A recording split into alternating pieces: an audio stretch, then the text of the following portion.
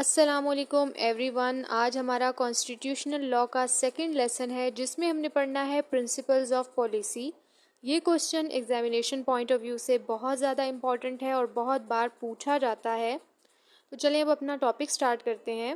Principle of policies وہ role ہوتے ہیں جو ہمیں بتاتے ہیں کہ فیوچر میں ہماری کنٹری میں کس طرح سے کام کیا جائے گا، یعنی ہماری اسٹیٹ کا کیا ایم ہوگا، کیا آبجیکٹیو ہوگا، وہ جو بھی کام کرے گی وہ کس بیسس پہ کرے گی، کن رولز کو فالو کرتے ہوئے وہ کام کرے گی. جو کانسٹیٹیوشن آف پاکستان ہے 1973، اس میں پارٹ 2 کے چیپٹر 2 میں پرنسپلز آف پالیسیز جو ہیں وہ بتائے گئے ہیں.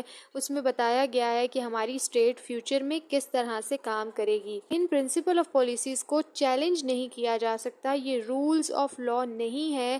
اگر اسٹیٹ ان رولز کو فالو کرتے ہوئے فیوچر میں کام نہیں کرتی تو کوئی بھی پرسن جو ہے وہ اسٹیٹ کو چیلنج نہیں کر سکتا، کورٹ میں نہیں جا سکتا کہ اسٹیٹ جو ہے ان رولز کو فالو کرے. یہ صرف کہہ لیں کہ گائیڈنگ پرنسپلز ہیں، یہ وہ اصول ہیں جن کی روشنی میں چلتے ہوئے ہماری اسٹیٹ جو ہے وہ کام کرے گی. تو نیکسٹ اس کا جو ریلیونٹ پروویژن ہے وہ ہے آرٹیکل 29 سے article 40 of the constitution of Pakistan 1973.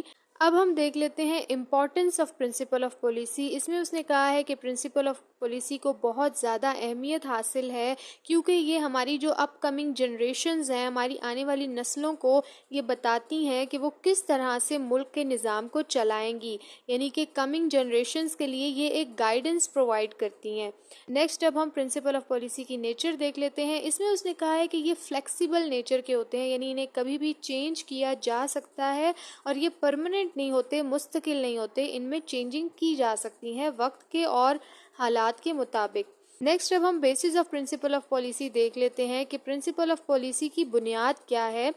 تو آبویسلی ہمارا جو ملک ہے وہ اسلام کے نام پہ حاصل کیا گیا ہے کہ لوگ اسلامی اصولوں کے مطابق اپنی زندگی گزار سکیں. تو آبویسلی جو اسلامک پرنسپل ہیں یا جو ہمیں قرآن اور سنہ میں اصول بتائے گئے ہیں اس کے مطابق ہی ہمارا جو کنٹری ہے وہ کام کرے گی. تو اس میں بیسز جو ہیں وہ اسلامک پرنسپلز ہیں، لیکن پارٹلی اس نے کہا ہے کہ کچھ حصہ جو ہے ویسٹرن فلسفی کا بھی اس میں اپنایا گیا ہے اور ویسٹرن فلسفی کو بھی اس میں ایڈ اپ کیا گیا ہے کہ ہماری جو کنٹری ہے وہ اسلامک اصولوں کے ساتھ اور ویسٹرن فلسفی کے ساتھ، تاکہ تھوڑا سا ماڈرنزم کا اس میں ایلیمنٹ ایڈ کر کے ہماری کنٹری کو ماڈرن کنٹریز کے شانہ بشانہ کھڑا کیا جا سکے. نیکسٹ اب ہم پرنسپل آف پالیسیز دیکھ لیتے ہیں جو ہمارے کانسٹیٹیوشن نے ہمیں پرووائڈ کیے ہیں. یہاں پہ میرے پاس 10 کیٹیگریز ہیں پرنسپل آف پالیسیز کی اور 1 بائی 1 ہم ان کو ڈسکس کریں گے. تو اگر ویڈیو لمبی ہو جائے تو یہ سمجھ آئیے گا کہ میں زیادہ ڈیٹیلنگ کو نہیں بڑھا رہی بلکہ ہمارا یہ ٹاپک ہی لمبا ہے. فرسٹ اس میں جو پرنسپل آف پالیسی ہے یا جو اصول ہے وہ ہے کہ اسلامک وے آف لائف ہوگا کنٹری کے اندر.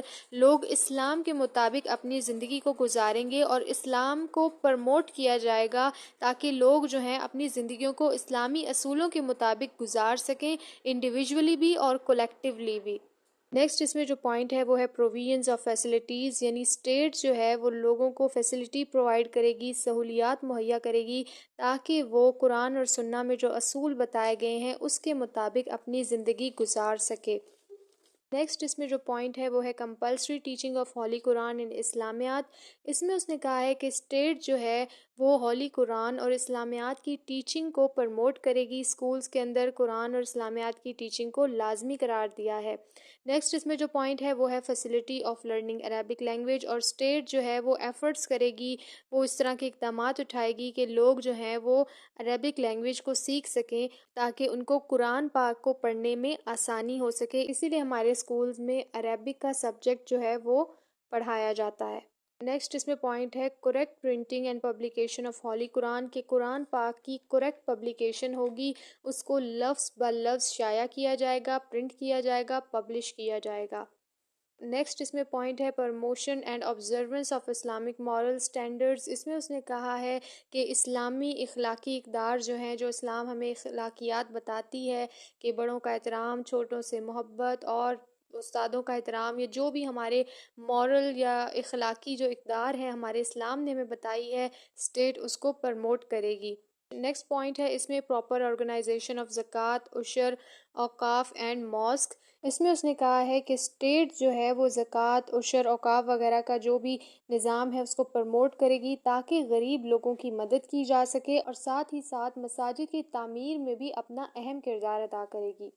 نیکسٹ جو کیٹیگری ہے ہمارے پاس وہ ہے promotion of local government institution, کہ جو بھی لوکل ادارے ہیں، جو ذیلی سطح پہ ادارے بنائے جاتے ہیں، ان کو پرموٹ کرے گی اسٹیٹ، اور ان کے اندر جو بھی کسان ہیں یا پھر مزدور ہیں یا عورتیں ہیں ان کو ریپرزنٹیشن دی جائے گی، اور ان اداروں کو پرموٹ کیا جائے گا جو کہ تھوڑے چھوٹے لیول پہ بنائے جاتے ہیں یا پھر بیکورڈ ایریاز میں بنائے جاتے ہیں۔ نیکسٹ اس میں جو ہمارے پاس کیٹیگری ہے وہ ہے parochial and other similar prejudices to be discouraged, article 33۔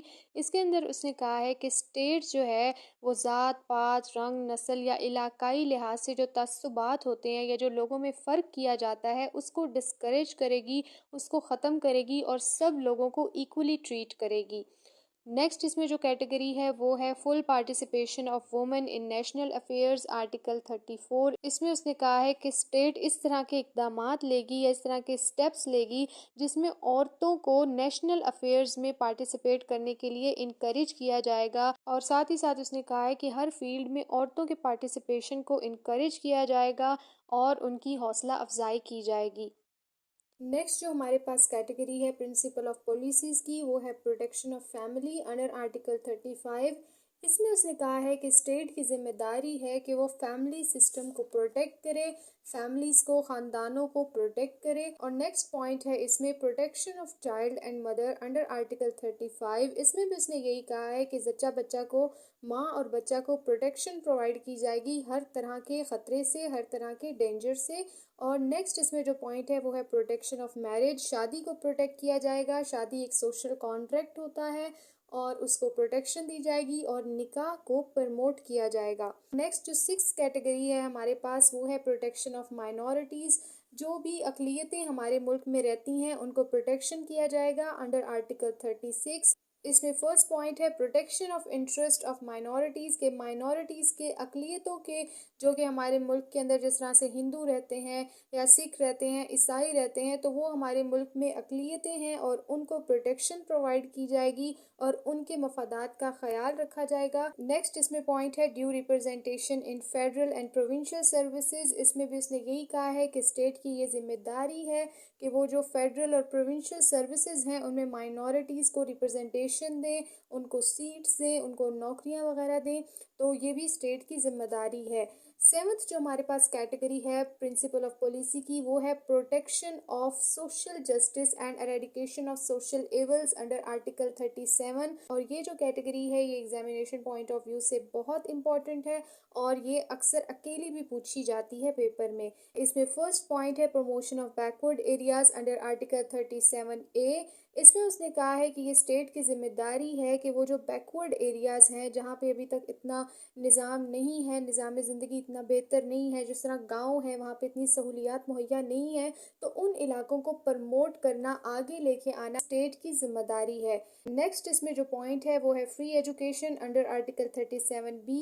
اس میں اس نے کہا ہے کہ اسٹیٹ جو ہے وہ ان لٹریسی کو مٹائے گی، ریموو کرے گی اور سوسائٹی کے اندر یا کنٹری کے اندر فری ایجوکیشن کو پرموٹ کرے گی، کمپلسری سیکنڈری ایجوکیشن کو پرموٹ کرے گی اور لوگوں کو مفت تعلیم کی سہولت مہیا کرنا اسٹیٹ کی ذمہ داری ہوگی۔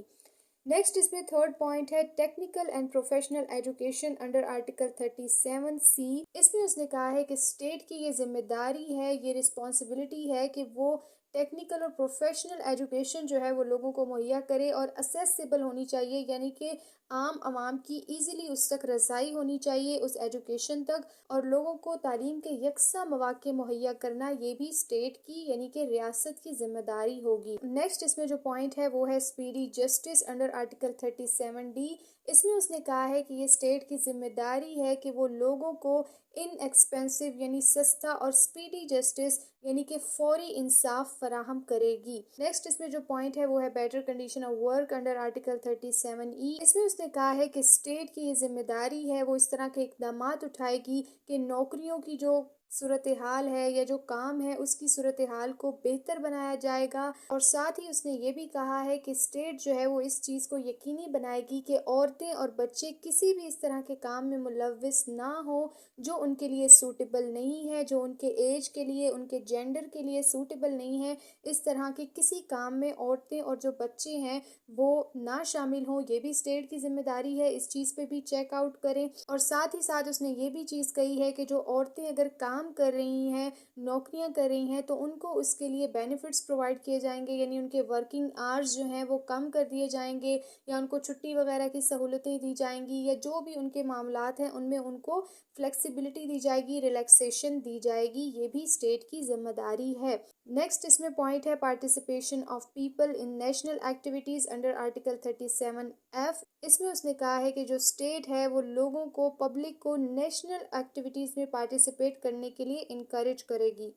نیکسٹ اس میں پوائنٹ ہے end of social evil under article 37G۔ اس میں اس نے کہا ہے کہ اسٹیٹ کی یہ ذمہ داری ہے کہ وہ معاشرے کے اندر سے پروسٹیٹیوشن، گیمبلنگ یعنی جوا وغیرہ، اور جو بھی حرام کاری ہے، جو برے کام ہیں، یا ڈرگز ایڈکشن ہے، یا جو بھی چیزیں اس طرح کی ہیں، ان کو اوائڈ کرے گی، ان کو ختم کرنے کی کوشش کرے گی اور ان کو ڈسکریج کرے گی، یعنی معاشرتی برائیوں کو ہٹانا، ختم کرنا، یہ اسٹیٹ کی ذمہ داری ہے۔